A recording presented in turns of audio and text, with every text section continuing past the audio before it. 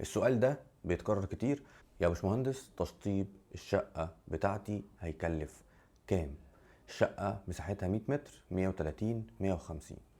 طبعا السؤال ده اجابتي وردي على طول بيكون لازم اجي اعمل معاينة في الشقة، لازم اجي ارفع مقاسات الشقة حتة حتة، تفصيلة تفصيلة، وافهم منك ونقف نتناقش مع بعض ونشوف ايه الرغبات اللي انت عايزها.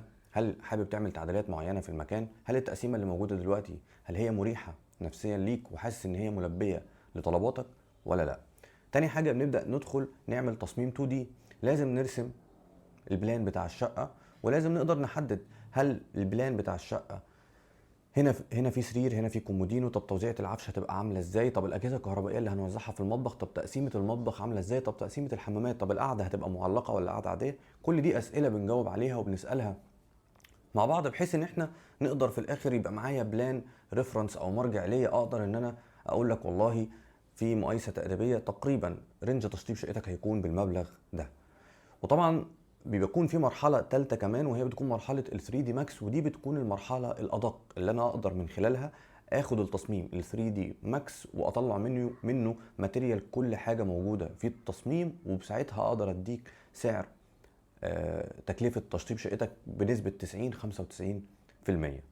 ولكن ناس كتير جدا بتبقى عايزه تلغي كل المراحل دي، ويجي يسالني سؤال يقول لي تكلفة تشطيب الشقة هتكلف كام؟ وانا النهارده جاي اجاوب على السؤال ده في حالة لو انت لسه بتفكر ولسه عايز تاخد وقت للتفكير ان انت تجيب مهندس اصلا ويرفع لك المقاسات، وعايز تعرف تكلفة تشطيب شقتك هتبقى كام.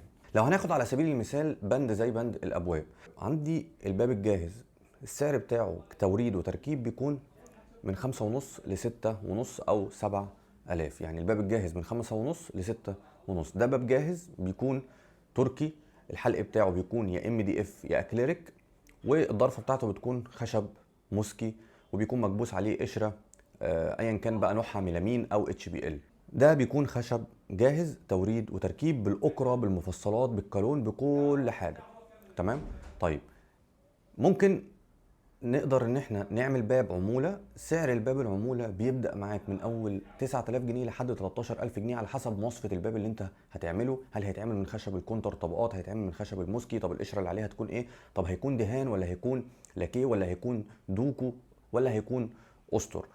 غير الأكرة انت اللي هتشتريها بنفسك، سعر الأكرة ممكن يبدأ معاك من اول 1500 لحد 3000 جنيه. غير الكالون غير المفصلات. فالباب العموله ممكن في الاخر تلاقيه كلف عليك وصرف عليك 15000 جنيه. فدي اول نقطه انت تقدر ان انت بكل بساطه تتخيل قد ايه ان حاجه زي كده انا نفسي ما اقدرش اجاوب عليها. انا ما اعرفش انت هتركب باب جاهز ولا باب عموله. طيب بند زي السيراميك، عندنا سيراميك شركه كليوباترا، شركه الجوهره اللي انا بحبهم وبعتمد شغلهم، سعر المتر بيبدا من اول 250 او 300. عندنا بورسلين هندي بيبدأ سعره من 600. عندنا البورسلين الأسباني سعره 1100. ده كده كسعر خامة فقط. السيراميك بيركب بأسمنت، البورسلين بيركب بمادة لزق. سعر الأسمنت مختلف عن سعر مادة اللزق. البورسلين لازم هنمحر الأرضية ولازم هنركب بمادة لزق. فلو جينا حسبنا مثلا لو عندي ريسبشن، الريسبشن ده هيركب بورسلين، فبالتالي لازم امحر الارضيه، اجيب ماده لزق واشتري البورسلين. فسي مثلا لو البورسلين هيركب في ريسبشن ب 50000، في السيراميك هيركب ب 15000. فدي برضو احد النقاط اللي انا نفسي ما اقدرش اقول لك تكلفه التشطيب هتكلف كام الا لما انت تحدد لي انا هركب ده او ده. بند زي الجبسون بورد، طب انا هعمل جبسون بورد في الشقه كلها، ولا هعمل جبسون بورد في الريسبشن والطرقه بس، ولا هعمل جبسون بورد في مثلا اجزاء معينه في الغرف والحمامات والمطبخ. سعر الجبسون بورد توريد وتركيب بيبدا معاك من اول 330 جنيه للمتر المسطح لحد 360. الجبسون بورد الصاج بتاعه كناوف 4 من 10. الجبس نفسه من خامة كناوف. في درجات اقل، في ناس بتجيب حاجات اقل. فانت ايه نوع الكواليتي اللي انت عايزه؟ انا كراجل مهندس ما بشتغلش غير بليفل معين، لان انا بحافظ على كواليتي معينة بمشي عليها في كواليتي التشطيب اللي انا بشطبه لاي عميل بيشطب معايا. عندنا مثلا بند زي المحارة. لو انا مستلم منك الشقة على طوب الاحمر، انا اقدر امحر لك الشقة ب20، واقدر امحر لك الشقة ب50، واقدر امحر لك الشقة ب150,000. بناء على ايه؟ بناء على ان انا هعمل الشقه تاكيس وتربيع. يعني لما هاجي اركب البلاط هلاقي البلاط كله متربع، مش هلاقي فيه شطرات في الحيطان، وهلاقي الجبسون بورد كله متربع مش هلاقي فيه شطرات، ولا هاخد كل حيطه كده على ابوها وامحرها وخلاص؟ ده بيفرق في السعر. فلما هتيجي تسال سؤال ازاي اشطب او بكام اشطب، لازم تكون محدد لي النقط اللي انت عايزها عشان اقدر على الاقل اديك رينج تقريبي للتشطيب بتاع الشقه بكام. انا بستغرب جدا ان في ناس كتير بتنزل تقول لك والله الشقه دي هتتشطب ب 300,000. طب بناء على ايه؟ انت كعميل عجبك السعر، طب انت عارف الخامات اللي هتتحط في الشقه هتبقى ايه؟ السلك اللي في الحيطه هل هو سويدي ولا لا؟ مفاتيح الكهرباء، يعني مثلا في عندي مفاتيح كهرباء دي براند اوسا لسه نازل، ده براند اسمه اوسا لسه نازل، لوكس اونو ده لسه نازل، براند تحفه، غالي جدا غالي جدا. الشاسيه بتاعه معدن، اللوحه بتاعته محترمه جدا محمله، الوش بتاعه فلات ومط خطير يعني. فده ليه سعر وده ليه تمن.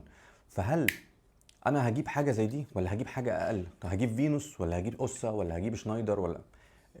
فلازم نبقى قادرين لما هندخل نسال حد ما نجريش ورا السعر. ممكن تدخل واحد يقول لك هشطب لك شقتك دي ب 300,000 وانت تتبسط جدا. طب انت عارف ايه اللي هيتحط في الشقه؟ ايه الخامات اللي هتتحط في الشقه؟ طب انت عارف براند زي ده بعد فتره ممكن تلاقي منه مضروب في السوق؟ لازم تبقى قادر تحدد هل الشخص اللي هتعامل معاه او اللي هيديني سعر جايب لي الخامات الاصليه، جايب لي الخامات الاوريجينال المعتمده، جايب لي الخامات المظبوطه اللي انا عايزها ولا لا. ولو انا عايز اوفر ففي طرق كتير اقدر اوفر بيها. انا ممكن اوفر بان انا بدل ما اعمل جبسون بورد الغي فكره الجبسون بورد، بدل ما اركب بورسلين اركب سيراميك. دي طريقه التوفير، انما مش طريقه التوفير ان انا اجيب لك خامه قليله او الكواليتي بتاعها قليل. لا ما ينفعش. يعني عندنا بند زي الكهرباء والسباكه لازم يتاسس من اصغر شقه لاكبر شقه، لازم يتاسس 100% صح. اتمنى تكون المعلومات اللي انا قلتها والنقط اللي انا كلمتها ظبطت وجهه نظرك شويه في موضوع بكام تشطيب شقتي، واتمنى الفيديو يكون مفيد. انا بس اتكلمت بطريقه عشوائيه شويه وباستفاضه. وما تنساش تعمل لايك وسبسكرايب للقناه، وان شاء الله اشوفكم في الفيديوهات اللي جايه. كان معاكم مهندس احمد هشام، مهندس ديكور.